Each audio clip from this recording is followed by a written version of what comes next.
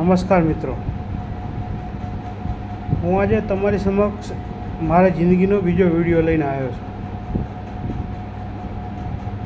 મારી લાઈક કે શેર, મને કોઈ પબ્લિસિટીની જરૂર નથી.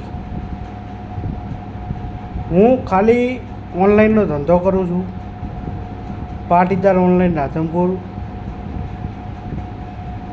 અત્યારે હાલ જે સિસ્ટમ ચાલે છે એમાં મને ફાયદો છે. કોઈ આધાર ચૂંટણી કાર્ડ સુધારવા આવે તો મને ફાયદો જ છે, મને પૈસા મળવાના છે સુધારવા માટે. તેમ છતાં હું આ વિડીયો બનાવી અને એક નાનો માણસ જે હેરાન થાય છે એના માટે એક વિડીયો બનાવવા માગું. અને જે લોકો આ પીડાથી હેરાન થયા હોય, તકલીફમાં ભોગવણા હોય, એ મહેરબાની કરીને શેર કરજો, જેથી આ સિસ્ટમ સુધરે. સરકાર ખોટી નથી, સરકારની સિસ્ટમ ખોટી.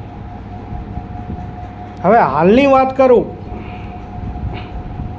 તો આધાર કાર્ડની અંદર સરકાર એમ કહે છે કે તમારા તમામ ડોક્યુમેન્ટ એક કરો, બધું નામ, જન્મ તારીખ બધું એક કરો. હવે સમજો કે કોઈ વ્યક્તિની આધાર કાર્ડમાં જન્મ તારીખ, હવે વાત કરું તો આજથી 2012માં આધાર કાર્ડનું કામ ચાલુ થયું, ત્યારે મને ખબર છે કે રાધનપુરની અંદર જે દિવસે ચાલુ થયું કામ ચાલુ, એ માણસો મારી જોડે જ રહેતા અને મેં જ એમને રહેવાની વ્યવસ્થા કરી આપેલી. હવે એમાંનો કોઈ હોશિયાર છોકરો નહોતો એવો કે જે બધી ડિટેલ નાખે. હવે એ સમયે જે પણ આધાર કાર્ડ કઢાવવા જાય લાઈનમાં ઊભા રહેતા, ખોટું નહીં બોલું, 4 ને 5 કલાક લાઈનમાં ઊભા રહેતા આધાર કાર્ડ બનાવવા માટે. એ સમયે આધાર કાર્ડની અંદર જન્મ તારીખ એ લોકો નાખતા જ નહીં, એલસી પ્રમાણે નહીં કે જન્મના દાખલા પ્રમાણે નહીં, ખાલી એમને અંદાજે વર્ષ નાખી અને એક કરીને નાખી દેતા. અત્યારે તમે જોજો, મોટા ભાગના આધાર કાર્ડની અંદર ખાલી અને ખાલી વર્ષ લખેલું હશે, જન્મ તારીખ હશે નહીં. હવે એ વર્ષ લખેલું હોય ખાલી. હવે અત્યારે બેંક, આધાર પાન લિંક બધા જ લોકો ડિટેલ માગે. આધાર કાર્ડમાં જન્મ તારીખ અલગ હોય, પાન કાર્ડમાં જન્મ તારીખ અલગ હોય તો કે નહીં ચાલે, બે કરીને લાવો. હવે વ્યક્તિની જન્મ તારીખ પાન કાર્ડમાં સાચી છે, આધાર કાર્ડમાં સુધાર્યું શું કરે? આધાર કાર્ડ સેન્ટરવાળા ખાલી જસ્ટ જન્મનો દાખલો માગે. હવે 40 થી 50 વર્ષ જૂનો માણસના કોઈ જન્મ તારીખના દાખલા હોય? જન્મના દાખલા હોતા જ નથી. અને એલસી કાંઈ ખોટું તો હે નહીં, સરકારે જ આપેલું એલસી હે ને. સરકારે છોકરો ભણવા ગયો, એડમિશન લીધું, ત્યારે સરકારે જ જન્મ તારીખ લખી છે ને એલસી પર, તો કાંઈ ખોટી તો હશે નહીં, તો એલસી પણ નથી ચલાવતા. અને બીજી વાત કે જે ચૂંટણી કાર્ડ આજથી 6 મહિના પહેલાં ખાલી વોટિંગ કરવા માટે જ કામ આવતું, એને કોઈ ઓળખતું નહીં કે ચૂંટણી કાર્ડ કહેવાય એને. હવે અત્યારે આધાર કાર્ડ સુધારવા જાઓ તો એમ કે ચૂંટણી કાર્ડ લાવો ઓરિજિનલ. આજે મારી જોડે આજનો દાખલો આવેલો કે વ્યક્તિને ચૂંટણી કાર્ડ કમ્પ્લીટ હતું, કમ્પ્લીટ પ્રિન્ટ આઉટ હતી, એની અંદર ખાલી એટલું હતું કે એનું નામ અને એની અટક હતી,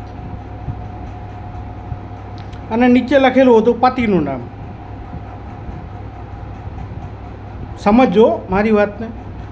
ઉપરના ભાગમાં એનું નામ, લેડીઝનું નામ, એની અટક અને નીચે લખેલું હતું એના પતિનું નામ. તો ચૂંટણી કાર્ડ આધાર કાર્ડ સુધારવાળા એમ કે તમારે જે ઉપર નામ જે લખેલું છે આખું લખી લાવો. હવે આખું લખવા માટે ચૂંટણી કાર્ડને કરેક્શનમાં મૂકવું પડે સુધારવા માટે. હવે સુધારવા મૂકવા માટે ડોક્યુમેન્ટ રજૂ કરવું પડે.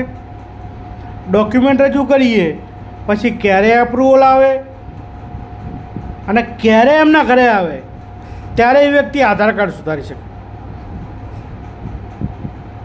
તો એલસી છે, જન્મનો દાખલો છે, જન્મનો દાખલો છોડો કોકની જોડે જશે. એલસી છે, મેરેજ સર્ટિફિકેટ છે વાઈફનું, કે લગ્ન કરીને સરકારે મેરેજ બ્યુરો જેને સહી સિક્કો કરી આપ્યો મેરેજ અધિકારીએ, તો વેલિડ જ છે ને યાર. એમાં નામ કમ્પ્લીટ હોય તો તમે આધાર કાર્ડવાળા સુધારી શકો ને.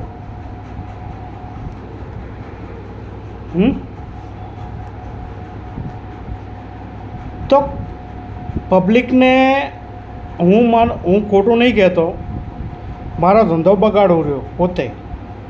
કારણ કે મને ખબર છે કે મારા ત્યાં ચૂંટણી કાર્ડ સુધારવાવાળા રોજના 10 જણા આવે.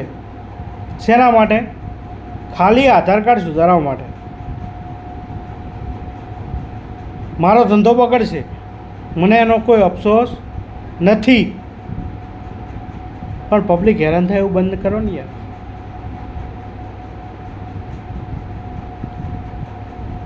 અત્યારે લોકોને પાણી પીવાનો ટાઈમ હોતો નથી. આજે હું પોતે ઓનલાઈનનો ધંધો કરું, મારા પોતાના ડોક્યુમેન્ટને કાંઈ સુધારો કરવો હોય ને તો હું પણ પોતે અડીએ ચડી જાઉં છું. તો હું તો ભણેલો માણસ છું યાર, MSc IT કરેલો માણસ છું. તો પેલો અભણ માણસ શું કરશે?